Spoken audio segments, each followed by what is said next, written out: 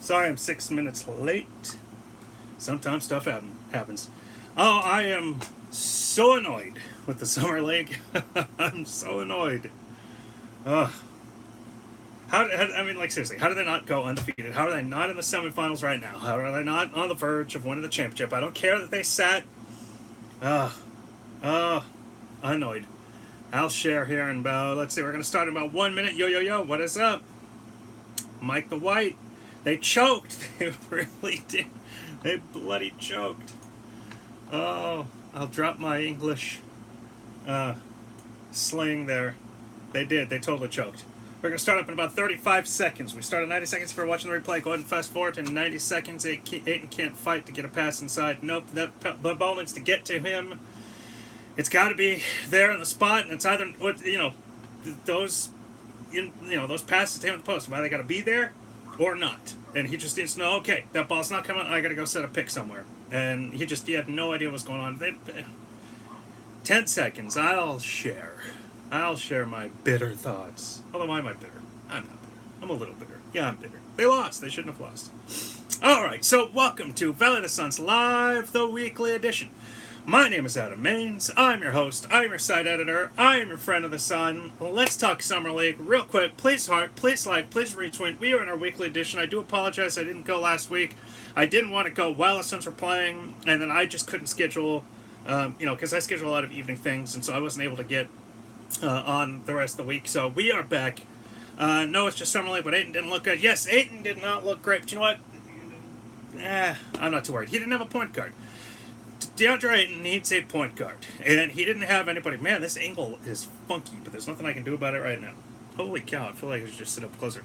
It does take a while to wear off, and you know what? I shouldn't be bitter. I should be used to it. Look at this. This angle is just kind of driving me nuts, but we should be used to it because as much as we knew that this was the most talented Summer League team, we just knew they weren't going to win it. We knew ahead of time. Come on. Don't tell me. Don't tell me. Yo, yo, yo, what is up? Don't tell me that you actually thought they were going to win. I thought they were going to win, and then, then they lost. I was like, no, I didn't think they were going to win. I was just fooling myself. I mean, come on. You lose to Philadelphia. The Suns were the 3 seed, which I don't know how that works. They were undefeated at 3. No, Philadelphia was the 30 seed. So I don't know how that works, because, how are the Suns not the 1 seed? Maybe they were the 1 seed. Regardless, they looked good. They looked really good in the, the regular season. And then they played Philadelphia, and they just, they choked it. They just did. They choked. What was the final score? 88 to 86. 88 to 86. Yeah.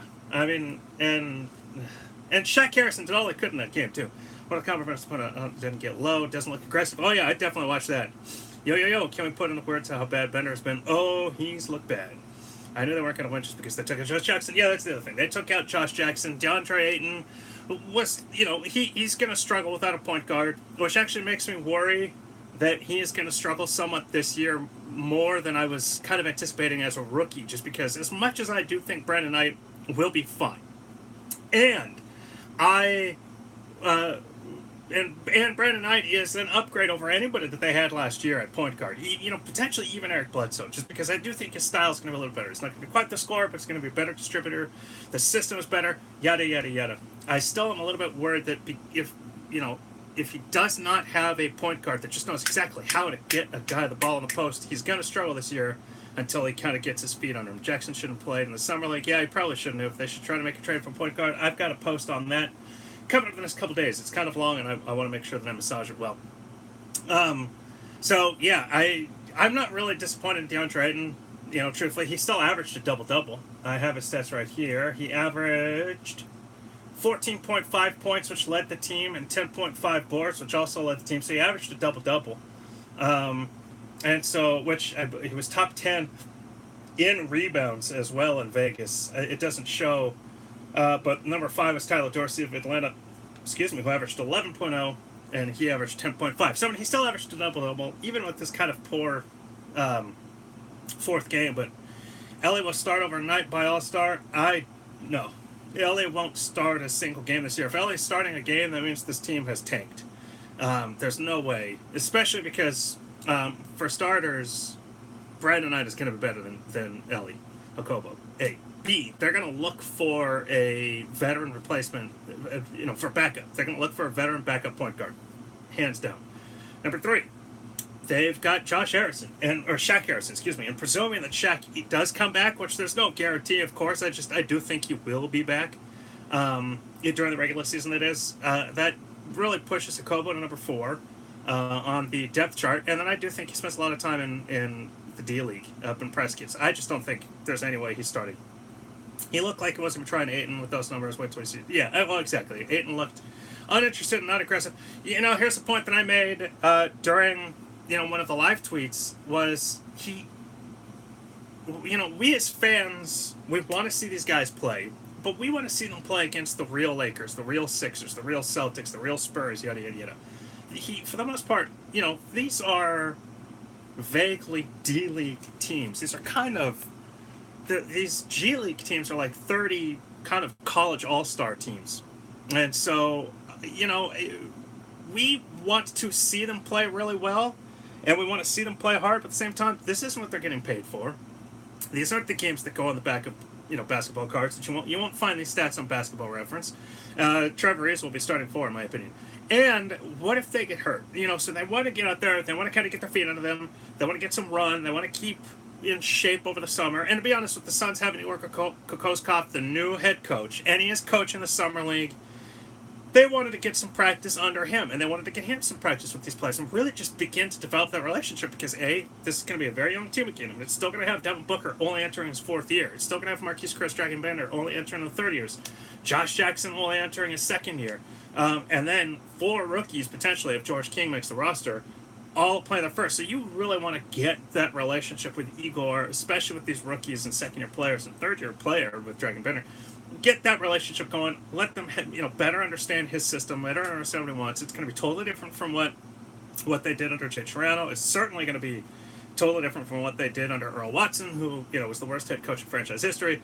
And so agree, disagree, agree. I actually think that TJ Warren might still be a starter. Other big men still looked aggressive, but he was the number 1 overall pick, so I don't know. And some of that's the thing. Well, and also, I can't think of his name, 2nd King, 2nd overall pick. Bagley the 3rd. Bagley, they took him out after the 2nd game with the bone bruise. And it was, from what I read, it was a playable injury. And so it's more like, they probably just went, you're hurt. Okay, you're good. And he too struggled, from what I've read, in regards to not having the opportunity to really play with point guards. Obviously the same issue that the Phoenix Suns have with DeAndre Ayton.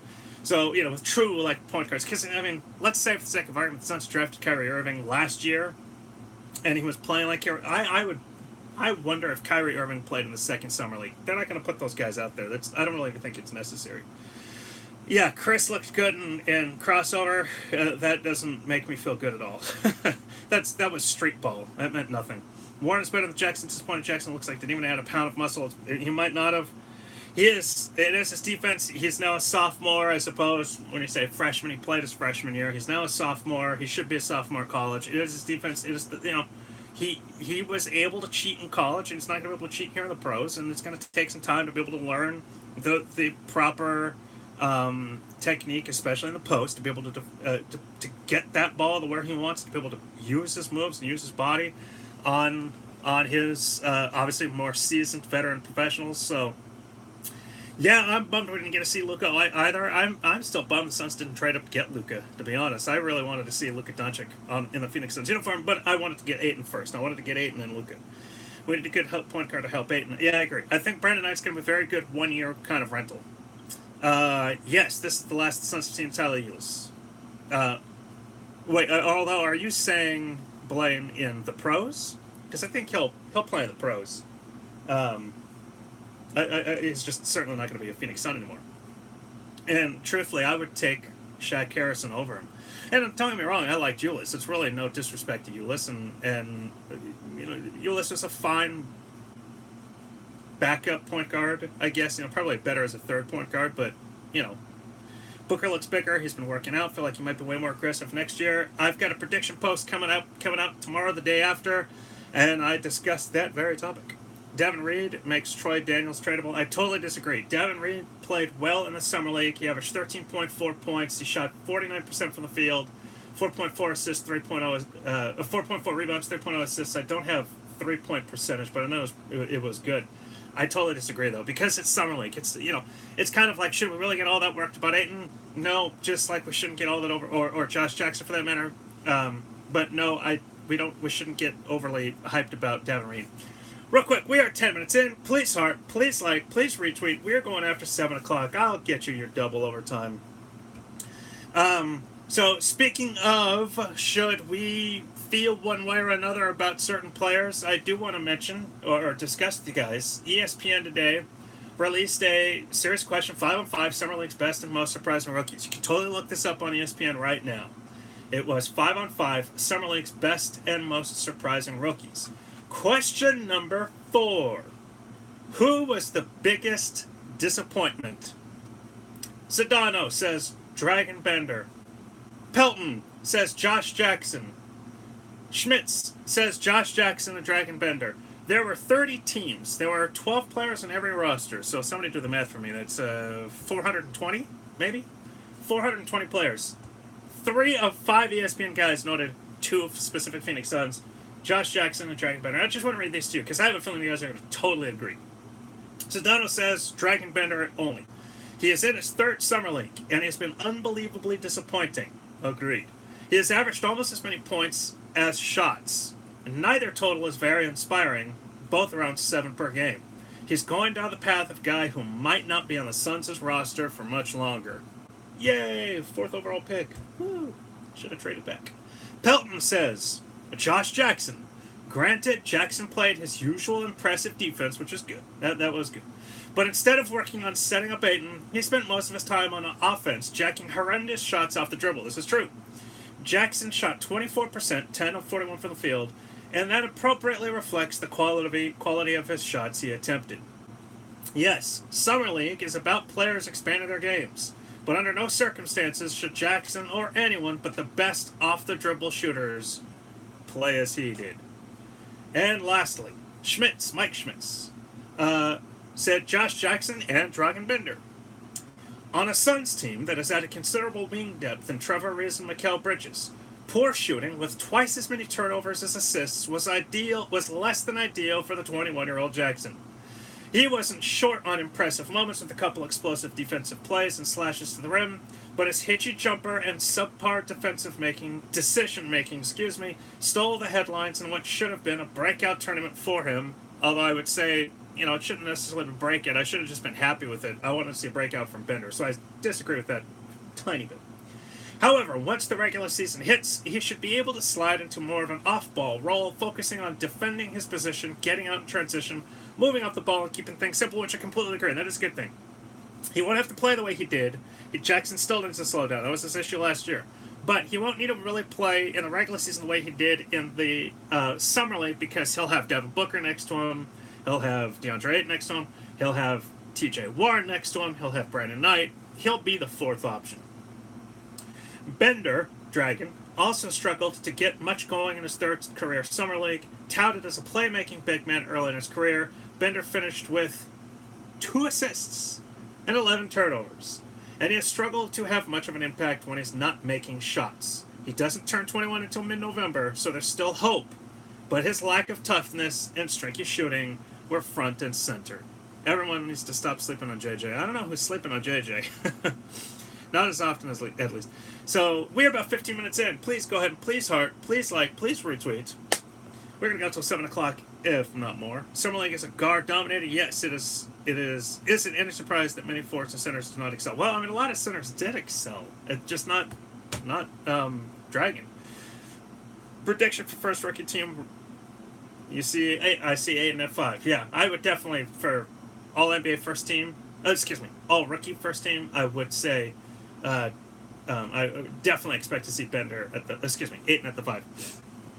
So, just to point out, so he mentioned that Dragon Bender had 2 assists total and 11 turnovers total. His overall stat line in 22.2 minutes, 6.6 points, 5.2 rebounds, which, okay, that's not bad. And then 0.4 assists, 0.4 steals, 0.4 blocks. Shot 37% from the field, And I would have to go back into the math, but I mean, I know that he shot around 30% from three. It was nothing very impressive. So, should Suns fans be worried? No. So you're saying Bamba had a great summer league? I am not, but I can tell you his stats real quick. Hold on. Give me a second.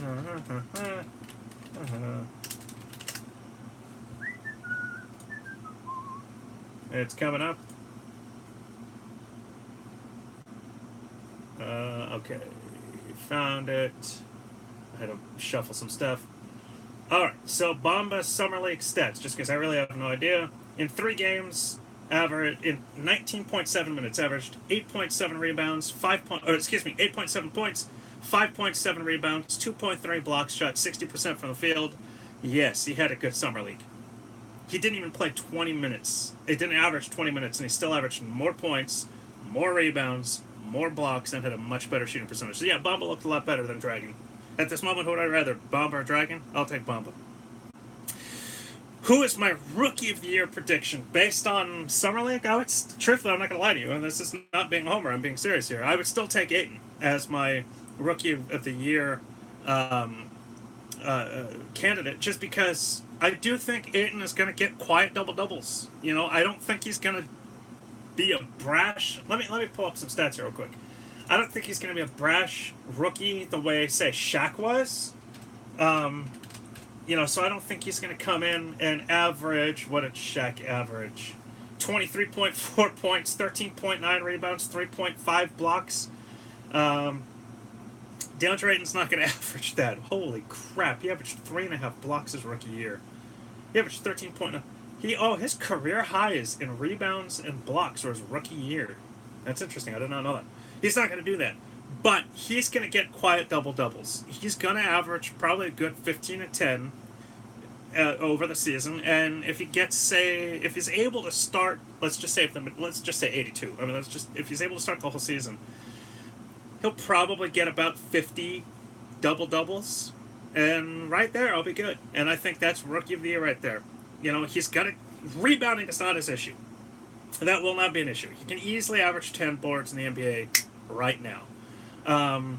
Scoring will be a little bit more of an issue because he has to be fed the ball, obviously, like Shaq did too. I mean, he's got to get in the post. He's got to use his strength. He's got to use his side, his feet, his quickness, his moves, yada, yada, yada. He's got to be able to do all of that to get the ball in the basket. But he can't bring it down the court the way we, obviously a guard can, and the way that Josh Jackson can, and the way we would hope that Dragon Bender can. So if that's going to be a struggle for him, is because it's going to have difficulty getting the ball in the post. But once he starts to figure out his game, and he's going to have 82 games to work out the kinks, he's going to be okay. If the Suns make the playoffs, Booker will be mentioned either MVP or Most Improved +8 and winning Rookie of the Year. If they make the playoffs, yeah, it also depends on what are Booker's stats. Is that fully recovered? Yes. And has to catch the ball? Yes, he does. But remember, so many of those passes, they were uncatchable for him. And it was a disappointment, truly, to see how poorly those guards, how poor. Wait, how am I trying to word this? It was disappointing in how bad the guards played in trying to get the ball to Ayton. It was just, he'd get down the post, they'd throw it over his head. They couldn't get it over. He was double teamed. They couldn't get over. But that's the other point. They also tried to force it a bunch of times. So that's something else to play like Brandon Knight should also know. Nope, not an option. Nope. Ayton's been doubled. Got to pass it around the wing. Maybe he can swing around the opposite side, and the guard can get it to the post. Kind of hook around on the key. That's the kind of thing. So, Most Improved NBA Elevator Fight Team. Yeah. I have some comments on that too, but so I still think that Ayton can be the Rookie of the Year. Probably still the odds-on favorite. He was number 1 overall pick. He's going to be a starter from day one. He's going to be playing. He's not going to be the sole star of this team because he's going to have Devin Booker. Will Book be an all-star next season? I hope so.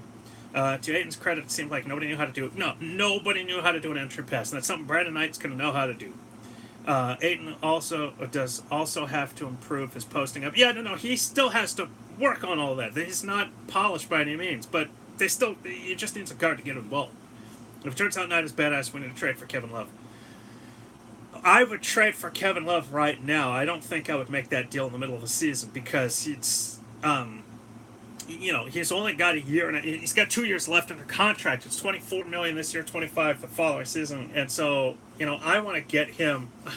I'm sorry this camera is so funky today. I will definitely have that fixed for next week.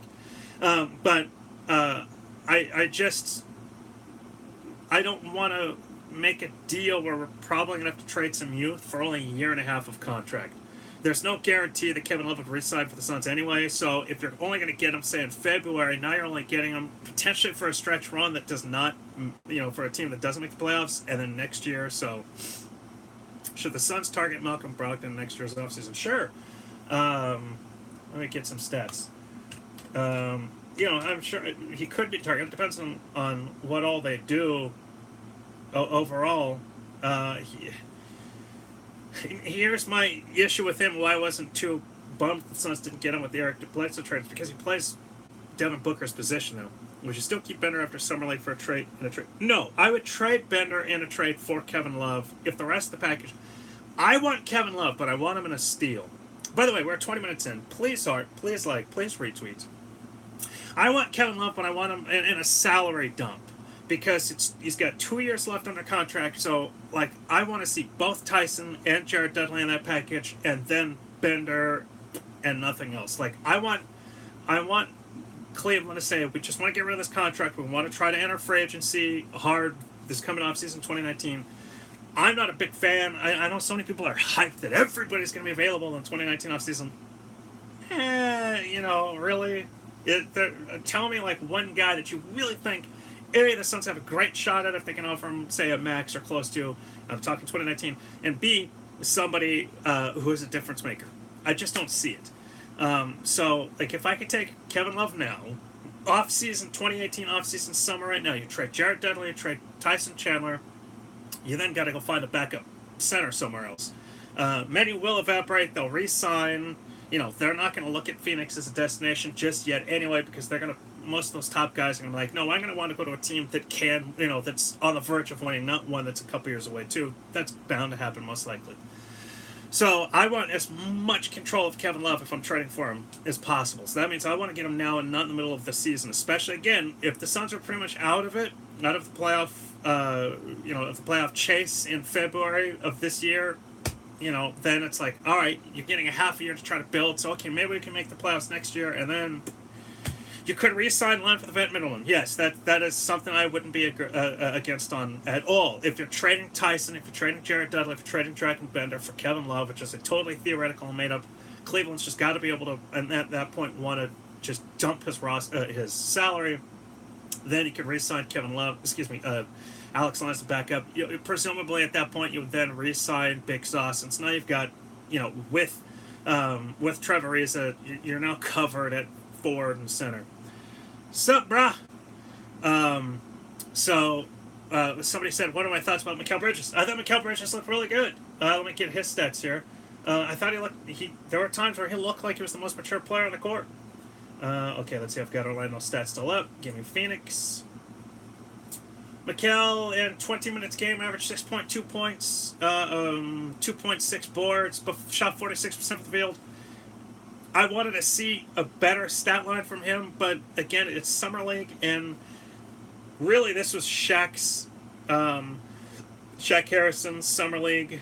Obviously, a lot of Jack Cooley. Jack Cooley didn't dominate the ball, and he was just getting putbacks and stuff. But I was hoping for more from Bridges, but I got I'm happy with what I got. I think Kobo could be really nice for. I agree. I hope so. TJ Warren should be more worried about Bridges at this point than Jackson. Oh, dude, don't scare me. I want Josh Jackson to be very good. Yeah, MVP Cooley. Cool VP? Anyway.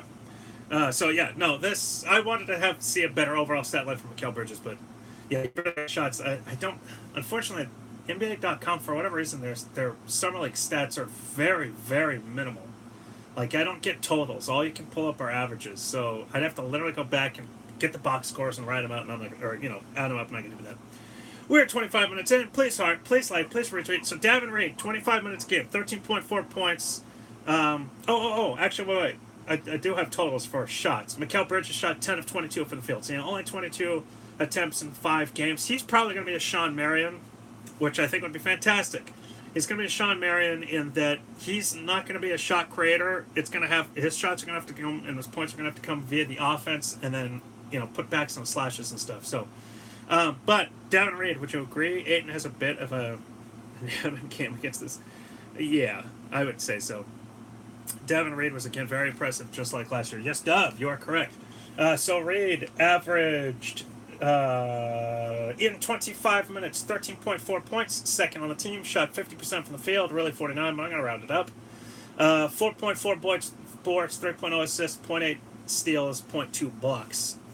Now, does that mean we've got our backup shooting guard and trade Troy Daniels? No.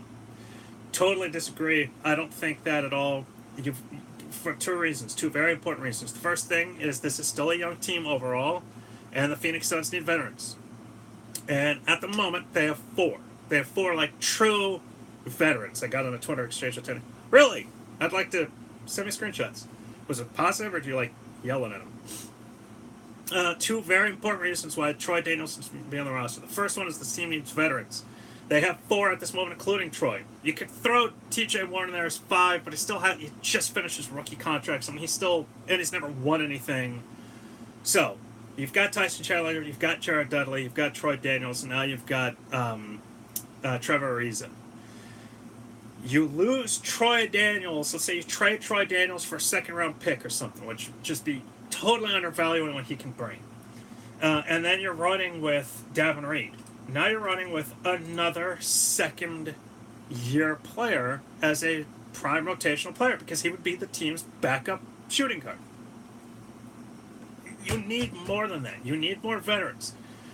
Secondly is his shooting. And I'm pulling up stats here in a second. Oh, actually, this would be better for stats. Troy Daniels is a 40% three-point shooter. Wait, I was telling House he was not a crazy impactful player. Why did that even need to be a conversation? Why did he even... he's not a crazy impactful player. He was fun to watch for a couple minutes, but Troy Daniels, in his career, is a 40.4% three-point shooter for his career. He shot 40% from three last year on 5.8 attempts. That's huge. 2 years ago with Charlotte, he shot 48% from three. On a season, he shot 47.2 for Charlotte themselves. And then his rookie year, he attempted 25 threes in 5 games and made 12, which is 48%. Regardless, last year he attempted 458 for the Suns. He made 183. Devin Reed looked good. I like the way Devin Reed looked, and if he's the third string shooting guard, I'd be okay with that. I want Troy Daniels on this roster.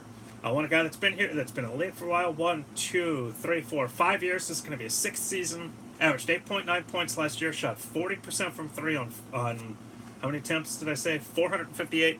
I want to see that again. I want to see over 500 attempts. Len to China.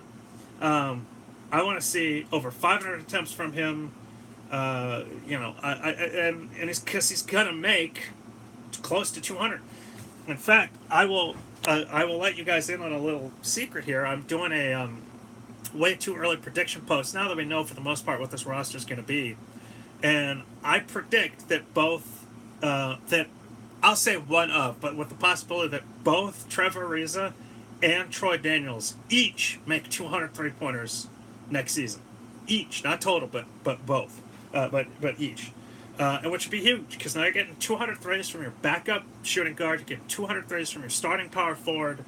That opens up your offense so much, that takes so much pressure off of Devin Booker, who could easily make, how many did he make last year?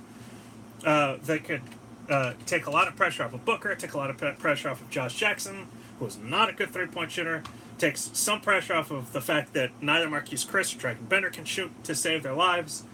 Bender shot 38.3% from three last year. He made 147 for the second year in a row. So, I mean, hell, if this offense is as up-tempo and fast-paced as we've kind of been led to believe with, under Igor Kokoskov, why can't all three players drain 200-plus threes next year? And think about this. Devin Booker was on pace. Ooh, let me do some math. I didn't think about this.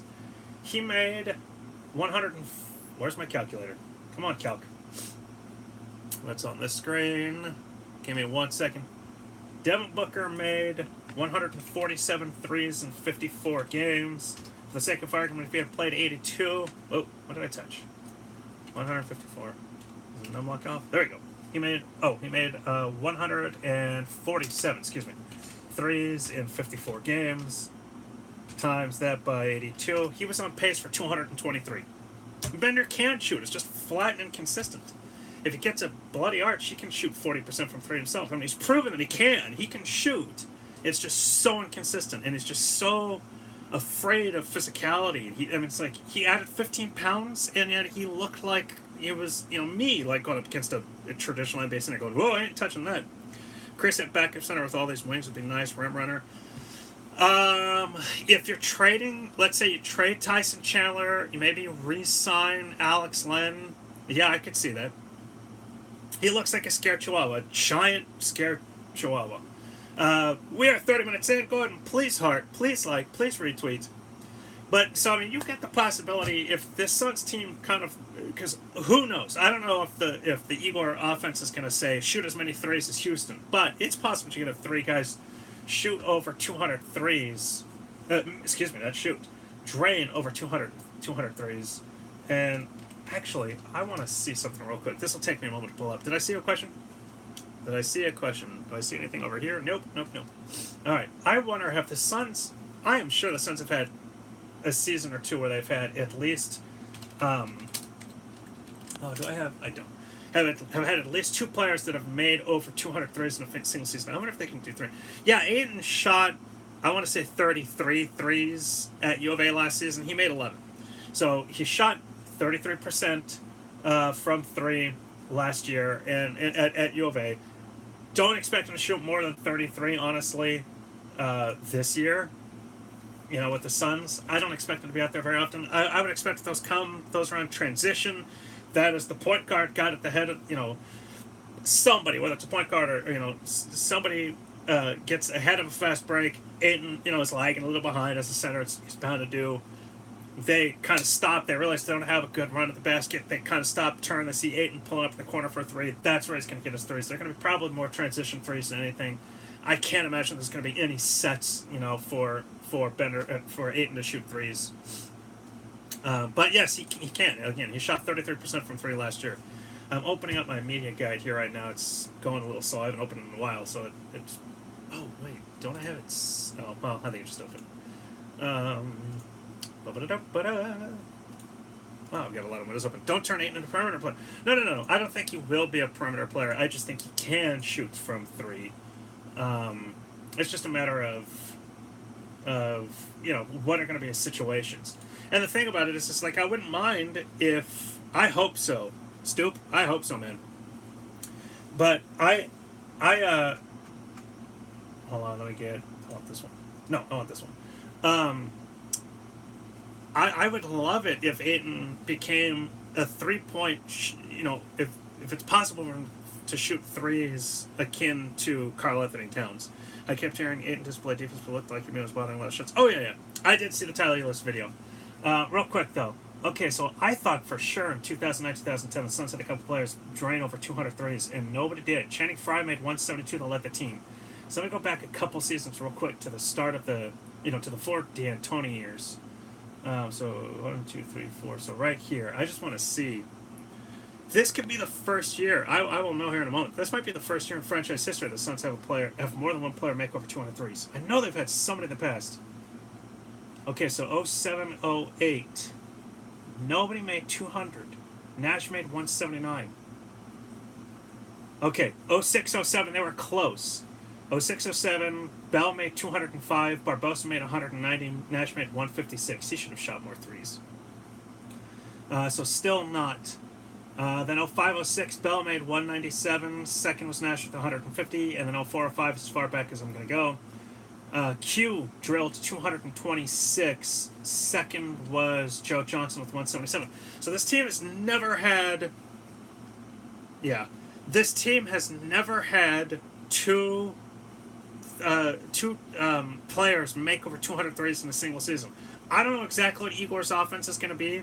I'm under the impression it's supposed to be a lot more of a fluid motion offense. They're definitely going to take a lot of threes. It's something they really didn't do under Earl Watson at all, and it got picked up a little bit under Jay Triano. But if possible, I look like an offensive lineman when I look at that camera. But I'm under the impression that the UR offense is supposed to be a little bit more of an up tempo fast pace. If they push it kind of the way Houston does, now they don't really have a point guard to do that, but I suppose Brandon Knight definitely can. Certainly Devin Booker can. Maybe they can pull this off, and then maybe Ayton won't have to worry about being in the post quite so much. We won't have to worry about can the Suns get Ayton the ball in the post because they'll be running it, a la D'Antoni, Paul Westphal, those years. So that's interesting. So no Suns team has ever had two players that I can imagine. They've ever had two players that have made over 200 threes in a single season. So that is interesting. So I'm going to make the prediction that happens this year. I'm going to make the prediction that happens this year because I do think not only can Devin Booker is on pace for 223, which would have been just short of Quentin Richardson's record of 226. So it would have fallen just short. And I wonder if the last week, if you saw that stat coming up, well, I've got like a big hair right here. If you saw that record coming, he probably aims for it. So I just think I'm going to make that prediction right now. I'm going to make that prediction. The Suns have two players who make over 200 threes in the season. We're at 35 minutes in. Go on, please heart, please like, please retweet. So I know a bunch of you guys have mentioned already the Devin Booker, Tyler Ulis video. I'll keep my opinion on it short. It was Tyler Ulis' fault. Think about this. It happened May 27th. And actually, so I say it was Tyler Ulis' fault. Who knows what was said before the video starts. But, it was Tyler Ulis blocking an elevator. There are definitely four guys in the hallway trying to get in. And everything just froze. So, yeah, no, he definitely should not have been blocking the elevator. That was him it was his fault. It just appears, with no audio, it appears that it was his fault. In my opinion, I don't care that Tyler Ulis is Devin Booker's best friend, brother, whatever. I know they're very, very close. I've got some best friends I would do anything for. But I'm also not Devin Booker. I was not on the verge. I was not on May 27th, the day of the incident. I was on the verge of signing a $158 million max contract. I do not play in the NBA. I'm a nobody. If I got in a fight and I got shot or stabbed and died, you guys might not even ever know, to be honest. You might see on some, the news, especially for those locally, local men, stabbed to death in an elevator argument. And you'd be like, I wonder who that was. And you'll never find out. And all of a sudden you just won't see Valley Suns live anymore and you'll have no idea why.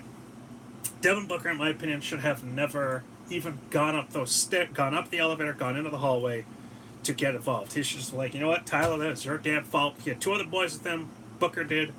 He had two other guys with him. Those guys should have kind of handled it. Devin Booker should have called Sun Security or something. Just said, hey, no, I'm happy with Bridges, Kurt. I just wish they had traded up and taken somebody else, but if it were possible. But I just think Booker should have stayed back. Should have called Sun Security. Just say, hey, we need somebody here. Send the black trucks. Tyler's in trouble. He'll be fine. I have no idea if this and everything is just frozen for me. So sorry. You guys are fine, but my computer is now just acting wonky. I have no idea if that incident played any role in the decision making of the Suns to bring Tyler Ulis back or not. I have no idea. They've never said it. Well, we may never know. But I do kind of find it coincidental that he was. You're totally right. It is Microsoft. It's killing me, man. I do wonder if because it happened before the resign. I'm just going to ignore it because I'm staring over here and nothing's happening. I do wonder if because it happened before the date for re-signing Tyler, if that did play a role, could have, that might have just been, they might have talked to him and just said, Tyler, that was stupid. We've seen the video. We contacted the hotel. We got eyewitness accounts. We know that you were involved. We heard and saw that you were really trying to fight these guys. You're a Phoenix Suns player. You were the backup point guard. You started 53 games or something like that for us last year. And now you're going to do this. Nope, we're moving on. Sorry. And maybe that's why Devin Booker was upset, is because it's like, that fight shouldn't have played any role in it. I was involved. Yeah, well, A, you're Devin Booker, and he's not. And B, it was Tyler Ulis' fault.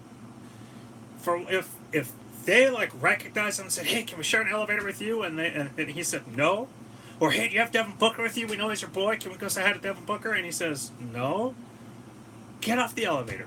Or shut the elevator door and go down, call Devin and say, "Hey, meet me on the 4th floor instead of the 3rd floor." or something. It's just like, there are ways out of that. Or, hey, Book, leave the hotel, go to the lobby, I'll see you in the lobby, or go to the car, I'll see you in the car. Maybe he was trying to protect Devin for whatever reason. But the fact that Devin Booker had to come in wearing a mask to hide his identity, wearing a hoodie, he should have never been in that situation. He never should have been put in that situation. Because obviously Devin Booker does not appear had anything to do with it, with the initiation of it. The issue that I have with Booker's role was strictly outside of the fact that he got involved. And again, I think he should just be like, "Dude, Tyler, you gotta, no, I can't do this. I cannot be a part of this. I cannot risk anything. I've got way too much money. I've got my career on the line. Guy A in blue shirt and guy B in black shirt totally needs to avoid. Guy A in blue shirt and guy B in black shirt, they're coming. They're going to tackle the dudes. Just get out of there." He should have done that, A. B, Booker also should have never worn that mask. And the reason for that is, if those guys don't know who Devin Booker is, don't know that he's in the hotel, don't know that he's coming up, maybe they don't recognize Tyler Ulis. Again, we can't hear anything in those videos, so we have no idea. Maybe that really was just Tyler Ulis kind of being a schmuck and, mouthing off to those dudes, thinking he's tougher because he's in the NBA or something, and thinking, I can take on 4 dudes or 1 or whatever, and they don't even recognize Tyler Ulis. Who knows? The fact that Devin Booker runs up there wearing a black hoodie and a mask over his face to hide his identity, are you telling me that you, viewer right now, in a hotel, in a hotel fight, you saw that dude coming, you wouldn't be like, "What the hell? Like, who's this dude?" Especially if Booker ever had his hands, he did have pockets. If Booker ever put his hands in his pockets, at that moment, do you not have an inkling of fear of, does he have a gun? Does he have a knife? And we're talking, does Devin Booker have a gun or a knife? And so at that moment, what if those dudes have a gun or a knife? And now they're freaked out because there's a fight going on. Tyler Ulis was headlocked. So, it's totally bad decision making, Dan. Tyler Ulis was headlocked. This was a real fight. This wasn't like some pushing. This was not an NBA fight. This was a hotel hallway fight.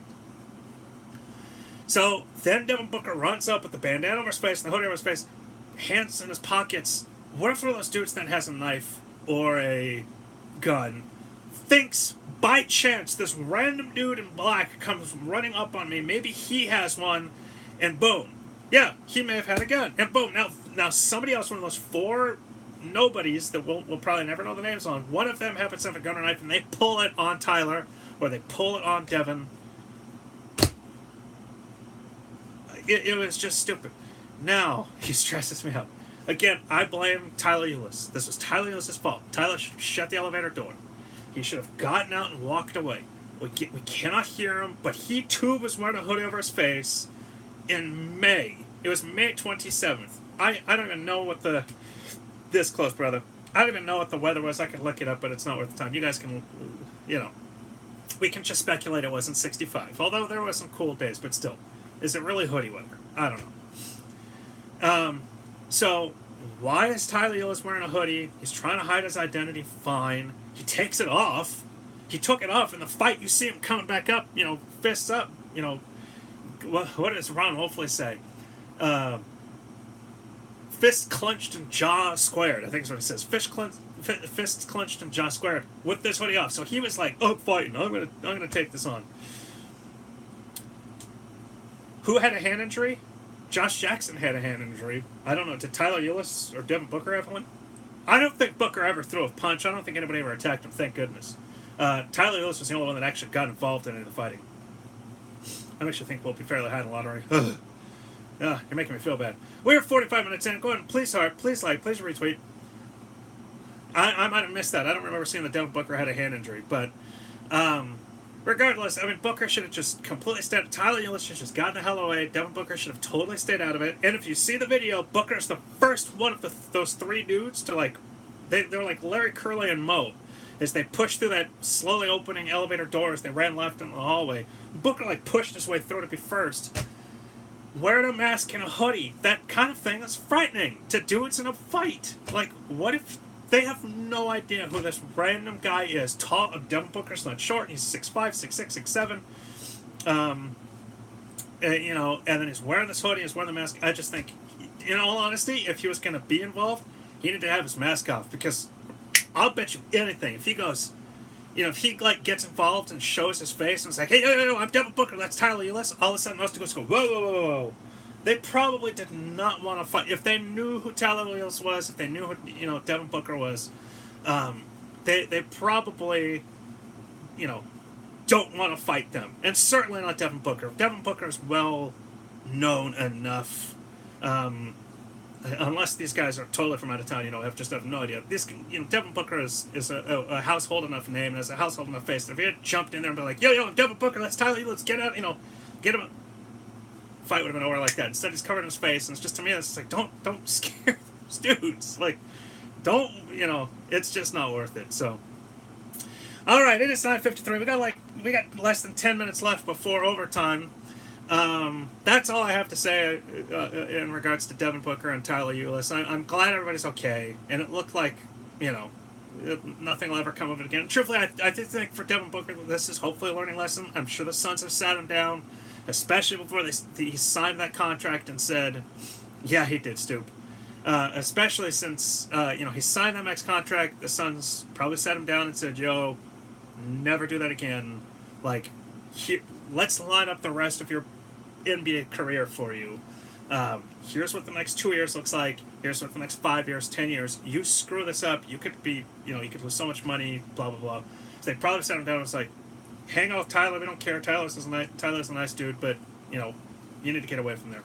I appreciate you, Stoop. I do this for you, brother. JC, nice to see you. I don't see why we can't take over the league soon. Oh, it's going to happen. It's just going to take a couple of years. Suns will be up near the top. It won't, you know, I'll just be older. We all will. Dan is back. All right, so, boy, do you guys have anything particular you guys want to, let's see, how coming up broadcast last week? Okay, so the truth of that is that Monday we had the game. I forget who the Suns were playing on Monday, and I never go head-to-head against the Suns because I will lose. And then I have many, that's a good question.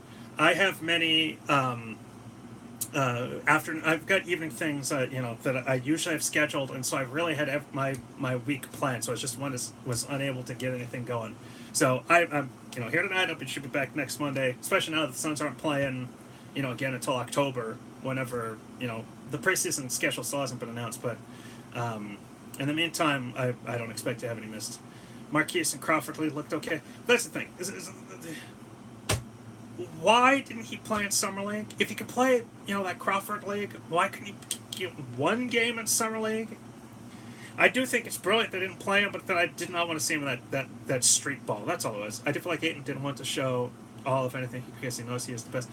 I'm not worried about Ayton. His Summer League, again, no. I do love a good Haboob, though. It's getting kind of dark out here. But, no. Ayton's going to be fine. Suns rumors, no. There really aren't. I've heard and seen absolutely nothing in regards to Suns trade rumors, that is. I still have to imagine something's going to happen, but I will say this. Even though that Ryan McDonough has said that he expected to make a splash, like he appeared like he was expecting to make a trade over this offseason, and that he has said that he wants to rework the entire roster. I shouldn't say that. Okay, I'm paraphrasing, but he did say that he wanted to have a good shakeup. Suppose the Suns wanted to have Chris working out. Well, yeah, supposedly he was working out in Seattle, I think, or near Seattle or something like that. Uh, I wonder if that was, if all of Ryan McDonough's comments were just lip service. If he was just saying that, maybe to just reassure Suns fans, I'm doing something, with no intention on doing anything other than kind of tanking next year, quasi-tanking, looking for another pick. Who do we think we can get this season at what position trade-wise? Mikal Bridges didn't make noise in the summer league. Mikal Bridges looked okay. I'm not too worried about him. By the way, we're 50 minutes in. Go ahead and please heart, please like, please retweet. Who do I think they're going to target? I think they're going to target a backup point guard. And it'll also depend on who says they want out. Does Tyson Chandler say he wants out? Sup, Ronald? Does Jared Dudley wants to stay? Jared Dudley said, I heard him say in an interview say he wants to stay.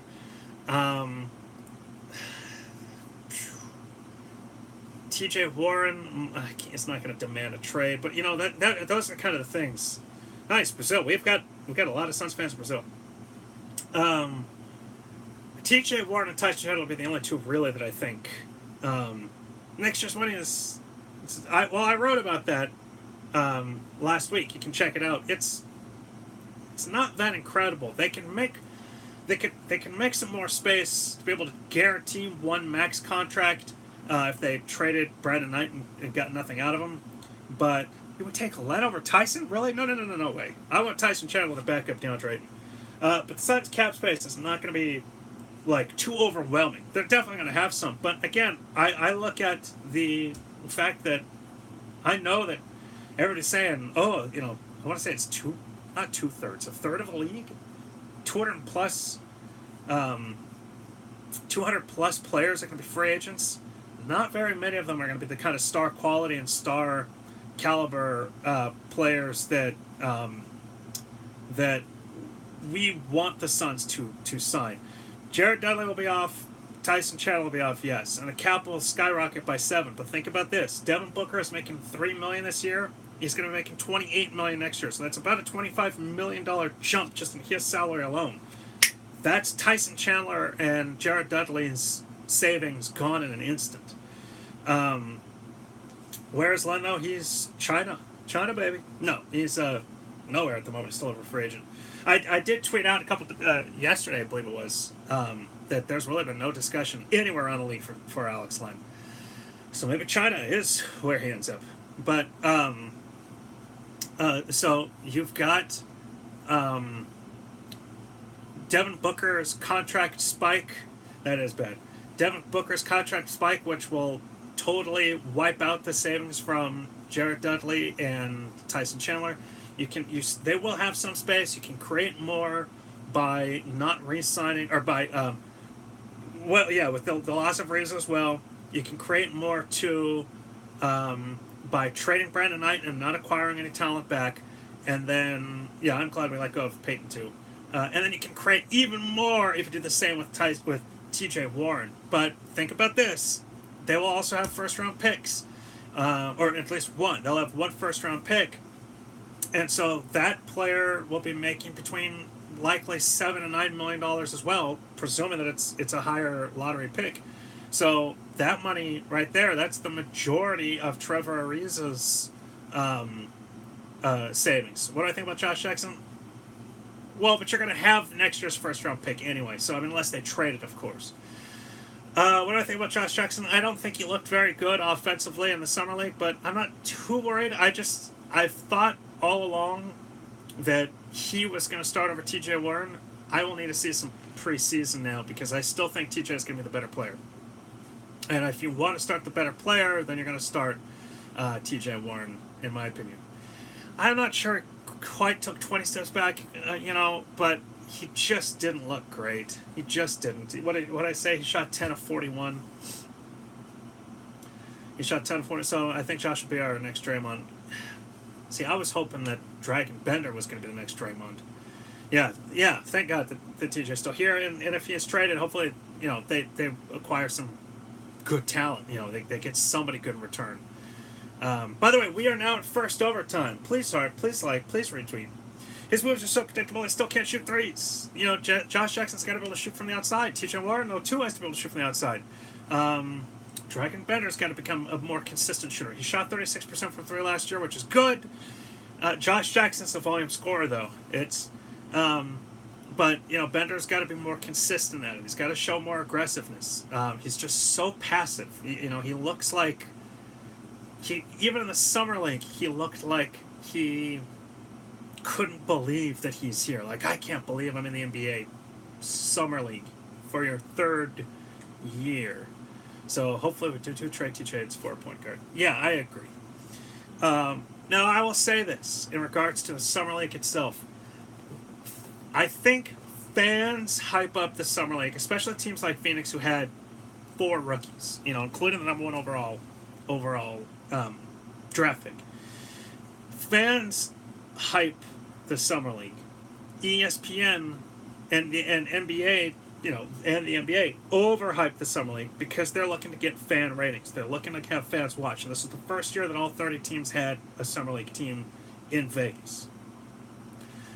It's entirely possible that not only the players but the teams themselves, the organizations, do not overhype or hype at all the summer league, and literally tell the players, "Hey, we have to do this. We do want to get you out there, but don't get hurt." And so at that point, then it's just you've just got guys kind of playing the hero ball. We really got to see what Josh could do last year. He might know. That's the thing, though, is I want to see him in preseason or in the regular season. You don't remember that each player gets 10 fouls in summer league, so Josh driving the game doesn't fare well. That's a good point. Yeah, no, I do remember they get 10. Kevin Knox is all hype. Yeah, I was glad the Suns, they wouldn't have because they have Devin Booker, but I'm glad the Suns didn't get him. It didn't make any sense for the Suns to have acquired Kevin Knox. I had my targets. They didn't get him. It's okay. So I'm just, boys, ladies and gentlemen, I'm just stoked. Sixer came probably rightfully lowered my expectations at power. I thought Kevin Knox was a shooting guard. Igor will fix JJ in his tunnel vision when he drives past. Am I wrong? Oh, it's a small forward. Okay. Why did I think shooting guard? Small forward. Okay. Yeah, so I guess, okay, so he can't play power forward. I think he probably is a shooting guard. Wendell Carter. Who was the hell that I was thinking of? There was a shooting guard, too, that was up there that had some hype, but I'm just glad the Suns came in. Regardless, that's tangential. Mr. Kill Bill, has Ariza chosen what number he will be wearing? Did they not have a... did he not hold up a uniform? Let's see. Trevor Ariza, Suns press conference. Did he not hold up a uniform? Did he just hold up number 18?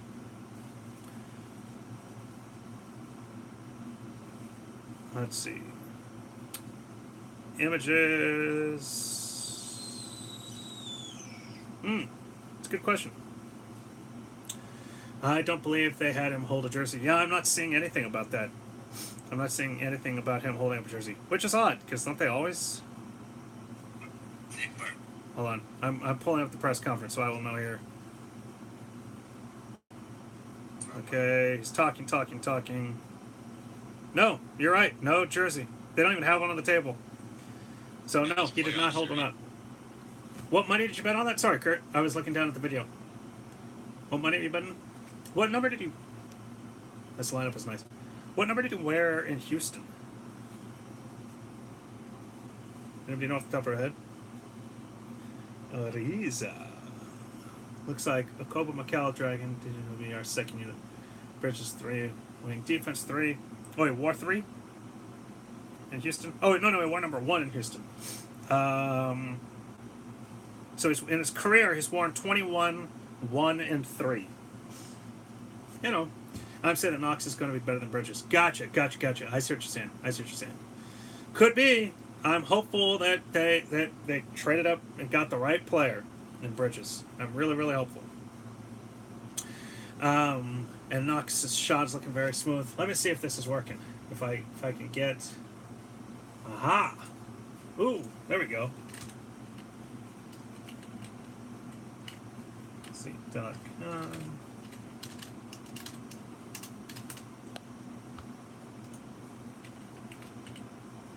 Hold on. If I could spell stats, I'd be able to have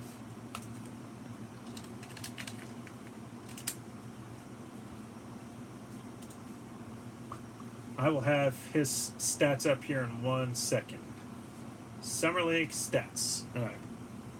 Blocks, shoots, shots, runs the floor. I see that. All right. So.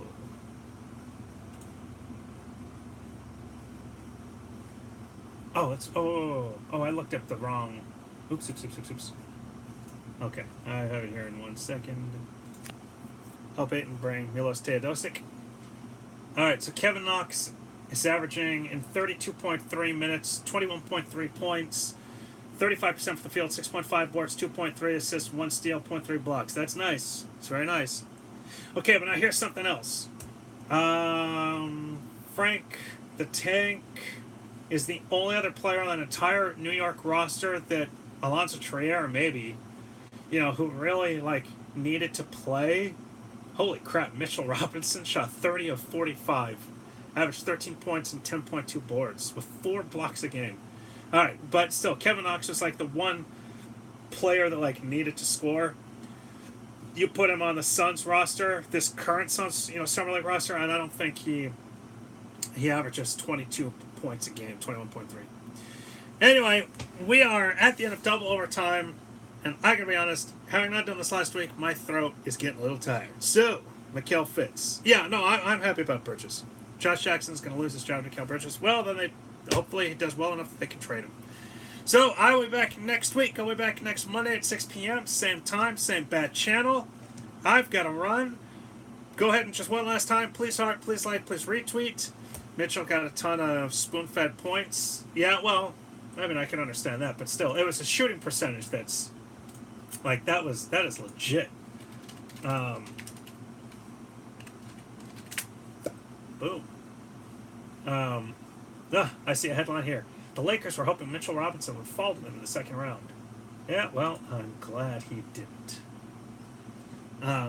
Anyway, so I'm out of here. I'll be back in 1 week. See you guys all later. I'm sorry, I'm kind of all of a sudden I got dazed because I was reading something, looking at you guys. Go Suns, thank you all very much. I appreciate it. I do this for you guys. I love you all. We are live on YouTube, Facebook, Twitter, and Periscope every Monday night. I'll be back next week, I promise. You too, take care very much. I will see you guys in a week. Go Suns. Peace.